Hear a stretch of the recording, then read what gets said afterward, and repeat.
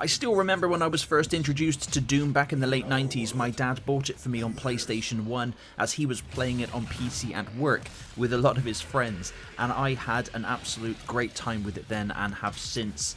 Well, with all the more modern releases, and as we are on the cusp of the release of Doom Dark Ages, I thought it would be cool to take a look back through all of the mainline Dooms through a time. So, let's have a little look.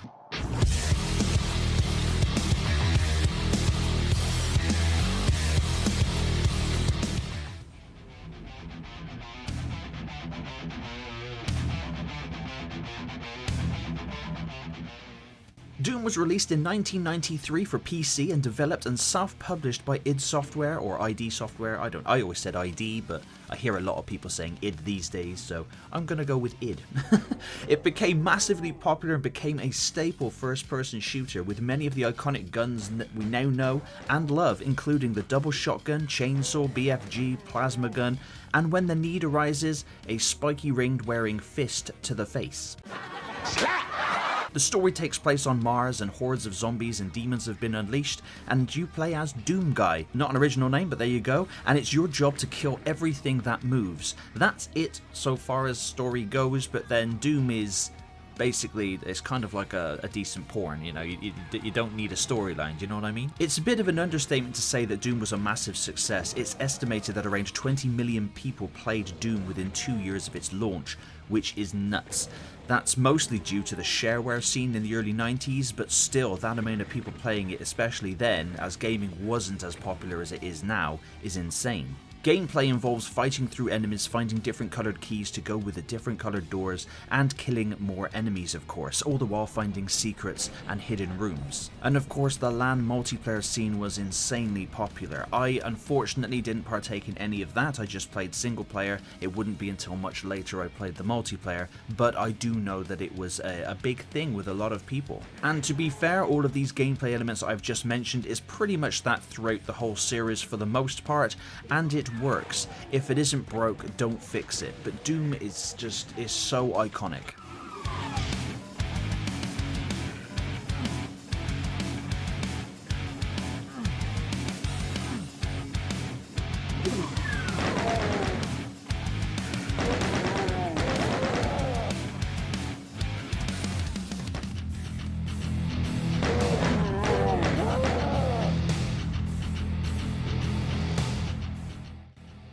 Then in 1994, Doom 2 Hell on Earth was released, bringing 21 new levels and an improved multiplayer.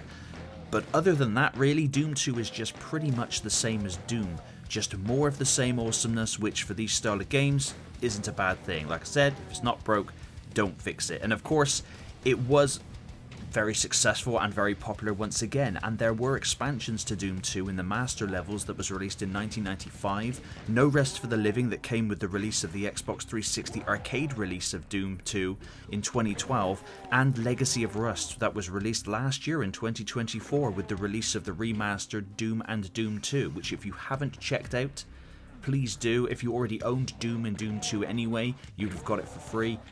It's an incredibly awesome collection, and the remastered soundtrack is all kinds of awesome.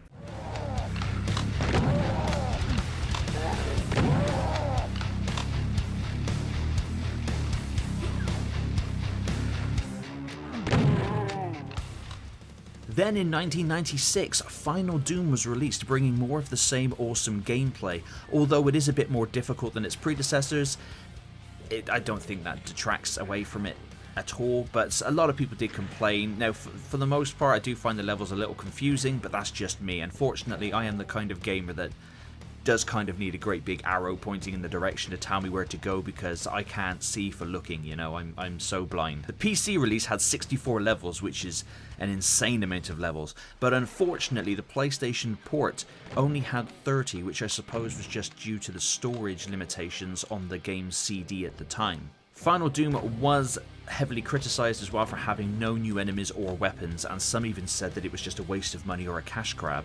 But if you are a fan of Doom and you're presented with 64 new levels, more of a challenge to fight through, and just more of the same awesome gameplay, then Final Doom doesn't really seem like such a bad deal in my opinion.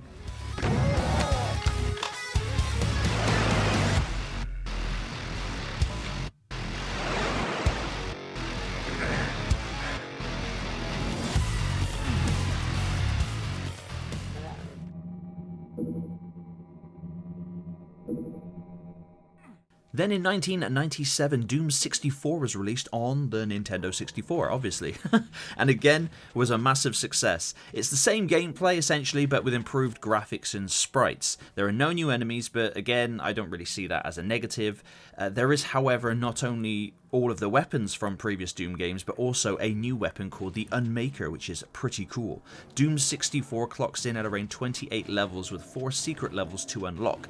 And interestingly enough, Doom 64 wasn't developed by id Software, although they did supervise its development. Midway Games was the ones that actually developed the game.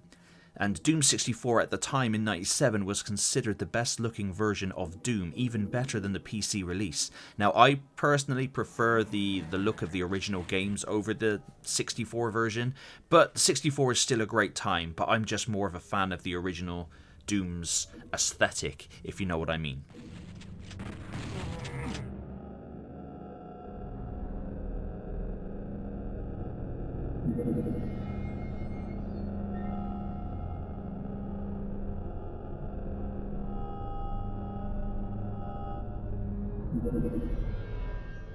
They have to be warned while there is still time. I can't let... You don't know what I've seen. You can't possibly understand or comprehend. The devil is real. I know. He built his cage. I'm getting abnormal readings here. This is bad. God! We can't hold these levels. We're losing it! Help us!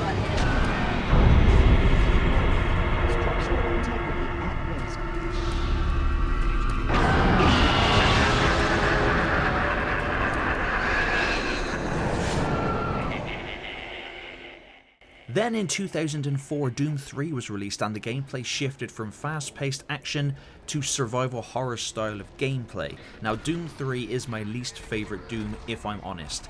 I like it, don't get me wrong, but I prefer the faster, shooty shit kind of gameplay from the other Dooms. It was intended as a reboot of the game series, having more of a story and character focus and slowing the gameplay down. The aim of the game is pretty much the same: fight through enemies, get keys to get to the end of the levels. Although this time you're greeted with cutscenes, a whole lot of darkness, jump scares galore, activating buttons and computer screens and all that kind of stuff. It's just, yeah, sometimes, I mean, I applaud them for trying something different, of course, but in this case with Doom, I don't think it's quite as good. It's still good, and I guarantee you that Doom 3 still has their fans, and you can play the original Dooms via arcade cabinets within Doom 3, so that's pretty cool.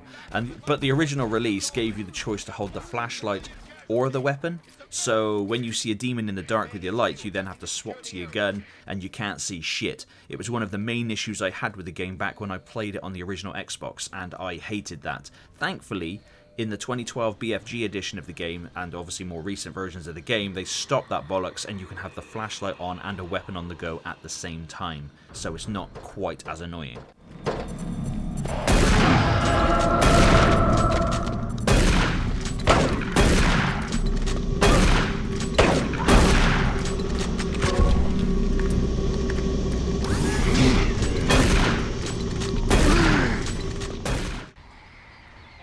Doom 3's reception was positive, and it was a great looking game at the time of its release. However, without the fast-paced gameplay like its predecessors, Doom 3 does get a little repetitive in the late game, unfortunately. There was a DLC thingy released in 2009 called Doom Resurrection. It's set parallel to Doom 3's story and is the same gameplay as Doom 3. But overall, although Doom 3 was received more popular, it's one of the Dooms that especially in everyone I've met and spoken to about any of the Doom games or retro games, it's not really brought up in conversation nowhere near as much as the original two Dooms. Repeat, we have negative ID on your surveillance. We don't have a clear path back to HQ. Stock up on ammo, establish a stronghold, keep them at bay.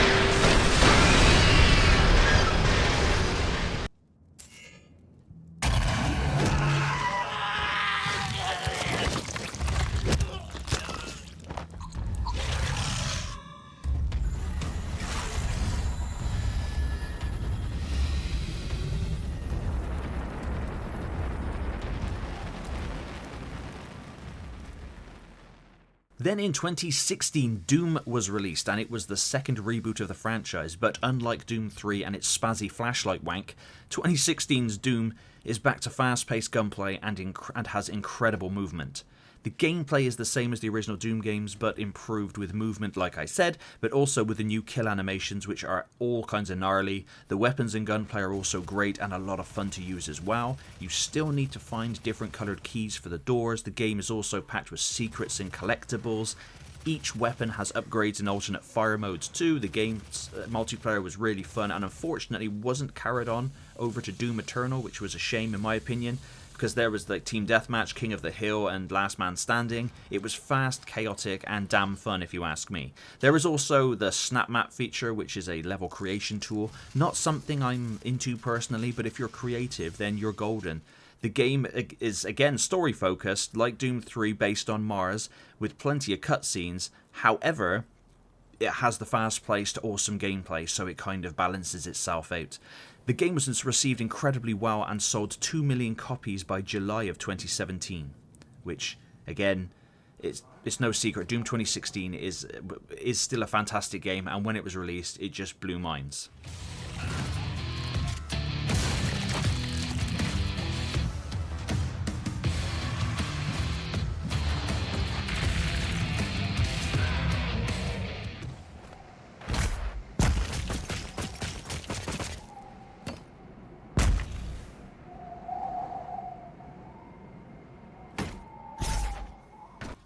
Then in 2020, the year of COVID, Doom Eternal was released and was and is fantastic, and so far, in my personal opinion, is the best Doom to date. It takes the fighting to earth and just amps up the gameplay entirely. There's the usual shooting shit with the upgradable guns, similar to 2016's Doom, and the movement. The game also introduces a Crucible Blade, which is a red shiny sword that kicks all kinds of ass. All the other usual weapons are back as well.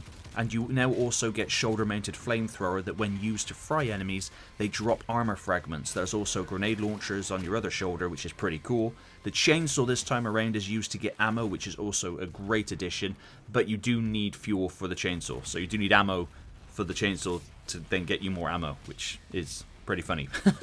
The awesome kill animations from 2016's Doom also make a return, and something that I think is amazing in Doom Eternal is the new platforming and parkour movement, where you can swing on bars, dash through the air, and wall climb. It leads to some excellent exploration, and exploration is definitely encouraged with even more secrets and hidden goodies absolutely everywhere. And also with the new movement, it just makes fights, just the verticality of fights is just insane and a lot of fun.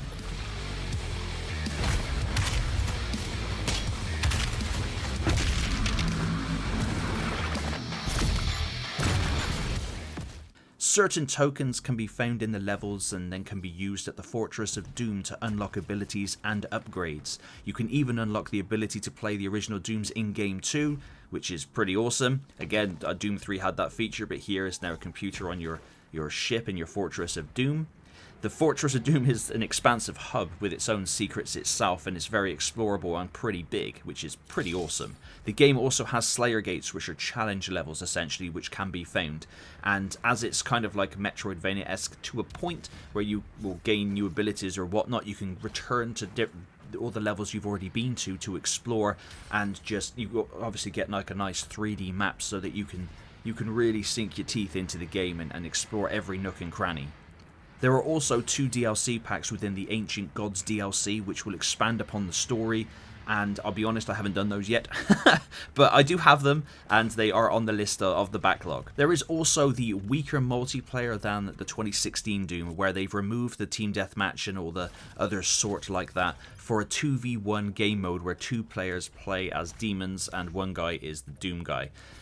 I'm not a big fan of it, but it can be fun, I suppose. I did try it a lot when the game first released, but in all honesty, I can't really find much of a game these days for it, but I'm not really super fussed. I think it's the weakest part of the game, but the single player alone anyway is a full package deal, and you can get many hours of... You'll get your money's worth out the single player alone.